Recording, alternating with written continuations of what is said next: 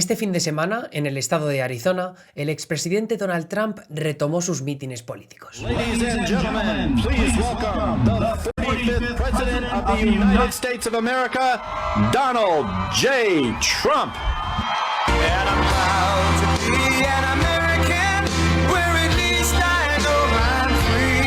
Con su presencia en Arizona, Trump no solo estaba recalcando su presencia en el día a día político de Estados Unidos, sino también, y muy especialmente, dejando claro su rol como líder de facto del Partido Republicano al anunciar su apoyo a los candidatos políticos más leales a su causa. America First. Is this the greatest president we've ever known?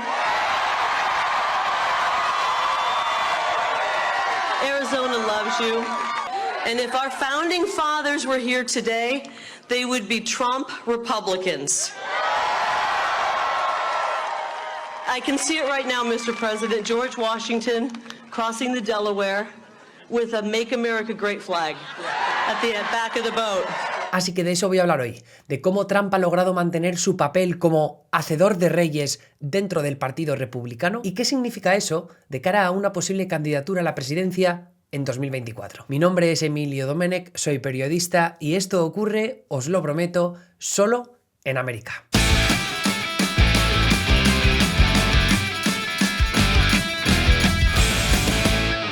Antes de indagar en las posibilidades de que Trump se vuelva a presentar, cabe pensar primero en el contexto político de su figura. Hace solo un año, miles de seguidores de Trump se manifestaron en las calles de Washington, D.C., alentados por las mentiras del expresidente sobre el supuesto, y nunca demostrado hasta ahora, fraude electoral cometido en las elecciones de 2020 entre Biden y Trump. Esos mismos miles de seguidores acabarían asaltando el Capitolio en lo que pronto se convirtió en una de las imágenes más infames de la historia reciente de la democracia estadounidense. También en enero del año pasado, políticos republicanos del calibre de Kevin McCarthy, líder de la minoría republicana en la Cámara de Representantes, dijeron esto. The president bears responsibility for Wednesday's attack on Congress by mob rioters. He should have immediately denounced the mob when he saw what was unfolding. Y no fue el único. El líder de la minoría republicana en el Senado, Mitch McConnell, también se atrevió con esto otro. There's no question, none, that President Trump is practically and morally responsible for provoking the events of the day. The people who stormed this building believed they were acting on the wishes and instructions of their president.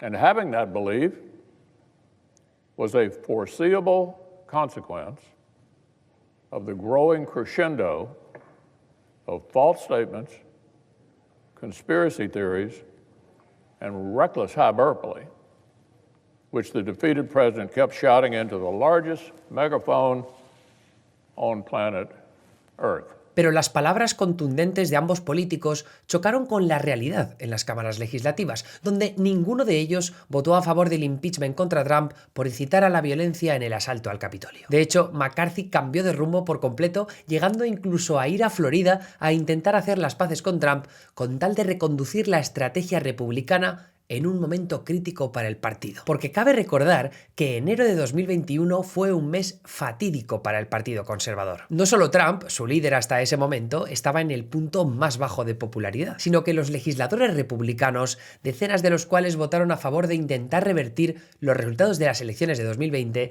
también pasaban por un momento de popularidad crítico. Los demócratas, en cambio, salían de lograr la mayoría en el Senado y Biden gozaba de una luna de miel de popularidad en unas semanas en las que la campaña de vacunación empezaba a coger fuerza en Estados Unidos. Pero ¿quién te ha visto y quién te ve? Porque las tornas han cambiado. La vacunación se ha quedado estancada, la popularidad de Biden está por los suelos y los demócratas empiezan el año con una crisis existencial poco reversible. Por si fuera poco, la narrativa sobre lo que de verdad ocurrió en el asalto al Capitolio se ha desdibujado a tal nivel que Trump ha podido volver a los ruedos políticos casi sin rasguños. Más específicamente, entre unos votantes republicanos que todavía le tienen en gracia, pese a que durante su presidencia el partido perdiera el control de ambas cámaras legislativas. Hoy en día, solo el 22% de los republicanos creen que Trump tiene bastante o mucha responsabilidad sobre lo sucedido durante el asalto al Capitolio. Otras encuestas muestran que el electorado republicano está deseando la vuelta a los ruedos de Trump. En una de Ipsos y Reuters de este enero, el 54% de los republicanos votarían por Trump en unas supuestas primarias presidenciales del partido en 2024. En otra de Morning Consult con Político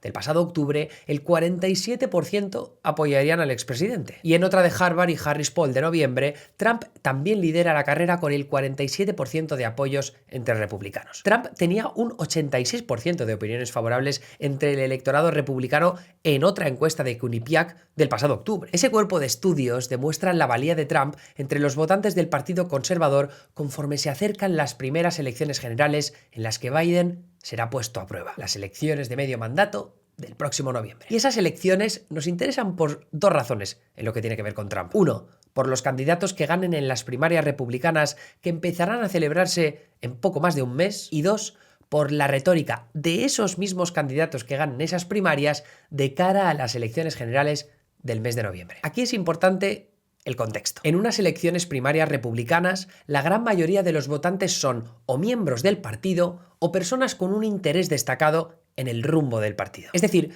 que la gran mayoría de votantes en unas primarias son votantes republicanos como los de las encuestas de las que hablaba antes. Por tanto, votantes republicanos que aprueban a Trump en índices muy elevados y que en muchos casos quieren verle presentarse de nuevo a la presidencia en 2024. Esa clase de detalles son los que explican que tanto políticos republicanos en el cargo como futuribles que tratan de lograr su propio escaño estén intentando buscar cercanía a Trump. Y eso va desde candidatos que presumen de haber recibido el famoso endorsement de Trump, como Kelly Tshibaka, que se presenta al Senado por Alaska. President Trump fought for Alaska.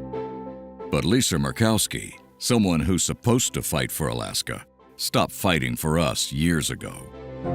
That's why President Trump has endorsed Kelly Tshibaka for United States Senate. She's conservative, pro-Second Amendment, pro-Alaskan energy, America first. Kelly Tshibaka will fight for us.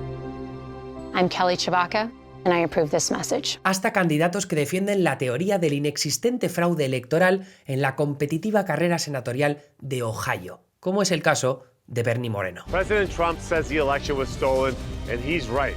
But the liberal media, elites, and big tech all say we should move on. Facebook might delete this ad, but I'm paying to air it so you know the truth. I'm Bernie Moreno, and I approve this message. Pro-Trump Bernie Moreno for Senate. Al menos 163 republicanos que se presentan a elecciones para el Senado, la Cámara de Representantes y otros cargos con autoridad sobre la administración de elecciones han defendido las acusaciones falsas sobre el fraude electoral, según un recuento del Washington Post. Pero las primarias senatoriales de Ohio son especialmente heavies, porque la carrera sigue muy abierta y ninguno de los candidatos ha recibido todavía el apoyo oficial de Trump. De ahí que veamos a algunos de ellos, como Mike Gibbons, atacando a uno de sus rivales directos por no haber sido precisamente leal a Trump en el pasado. Who's cheering for the wrong team? J.D. Vance. Vance called President Trump an idiot and reprehensible. I'm a never Trump guy. I never liked him. I might have to hold my nose and vote for Hillary Clinton. J.D. Vance is not on our team. I'm Mike Gibbons. President Trump made America safer, stronger, and more prosperous than ever before. I'm Mike Gibbons, and I approve this message because President Trump fought for you. I'll do the same. Ese contexto es un buen resumen de cómo los candidatos a elecciones al Senado, la Cámara de Representantes o para gobernador están intentando contentar a Trump y a los votantes republicanos que adoran a Trump. Y no es para menos. Los votantes más implicados con el partido son también los más comprometidos con la causa del expresidente, según Tony Fabrizio, un influyente estratega republicano. Solo hay que ver el entusiasmo que logra Trump de sus seguidores en mítines que a día de hoy siguen atrayendo a decenas de miles de personas. El otro aspecto clave de por qué Trump sigue amasando tantos apoyos tiene que ver con su capacidad para lograr recaudar ingentes cantidades de dinero por parte de esos mismos votantes. Todavía no sabemos cifras de la segunda mitad del 2021, pero Trump y sus comités políticos empezaron el pasado mes de julio con más de 100 millones de dólares en los cofres. Y ese mismo verano, Trump demostró ser capaz de igualar por sí solo las cifras que conseguía recaudar toda la estructura del Partido Republicano. La intención de Trump, con mítines como el de este pasado fin de semana en Arizona, es la de recalcar su apoyo a distintos candidatos leales a su causa y por el camino tumbar a todos aquellos que se hayan dignado a ir en contra de ella en los últimos años. En Estados Unidos es habitual que la infraestructura de los grandes partidos apoye la reelección de sus legisladores, los llamados incumbents. Pero con Trump, tanto en 2021 como ahora en 2022, estamos viendo una dinámica diferente, pues el expresidente ya ha anunciado su apoyo a al menos 10 candidatos que quieren arrebatarle el escaño a republicanos que siguen en el cargo. ¿Y por qué va en contra de ellos? En el caso de Liz Cheney, Anthony González, Jamie Herrera Butler, Peter Meijer y Fred Upton, porque votaron a favor de su impeachment. Y en el caso de Lisa Murkowski, porque votó para condenarle por impeachment. En el caso de Charlie Baker, gobernador de Massachusetts, porque siempre fue muy crítico con el expresidente. Y en el caso de Brian Kemp, gobernador de Georgia, porque se negó a revertir los resultados de las elecciones de 2020 cuando Trump perdió contra Biden en el estado sureño. Todas estas decisiones indican que Trump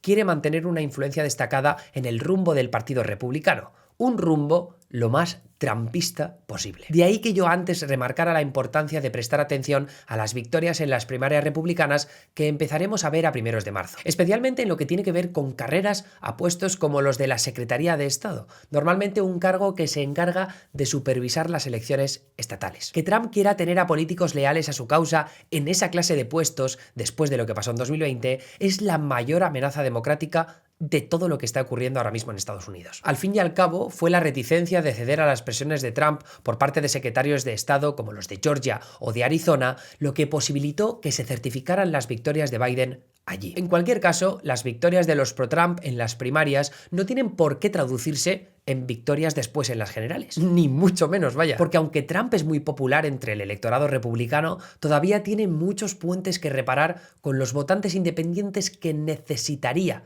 para volver a ganar unas presidenciales. Hasta un 73% de votantes independientes prefieren que no se vuelva a presentar, según una encuesta reciente de Market Law School. Y desde que está fuera de Twitter, Trump genera menos controversias, pero también mucha menos atención mediática, según datos de interacciones con noticias sobre Trump de Social Flow. Por eso muchos analistas son precavidos a la hora de predecir una oleada de victorias pro-Trump en las elecciones de medio mandato del próximo noviembre. Si los votantes republicanos dan la victoria a candidatos demasiado extremistas en las primarias, las generales se les pueden hacer muy cuesta arriba. O quizá apliquen la táctica que siguió el ahora gobernador de Virginia, Glenn Youngkin, y mantengan las distancias con Trump una vez aseguren la nominación republicana en las primarias. Es ahí donde podríamos ver que Trump es solo una muleta que los candidatos políticos quieren aprovechar en este periodo de paso del Partido Republicano. Por supuesto, todavía es pronto para decidir qué narrativa de esas es cierta. Así que hasta que sepamos un poco más, esto ha sido todo por esta entrega de Solo en América.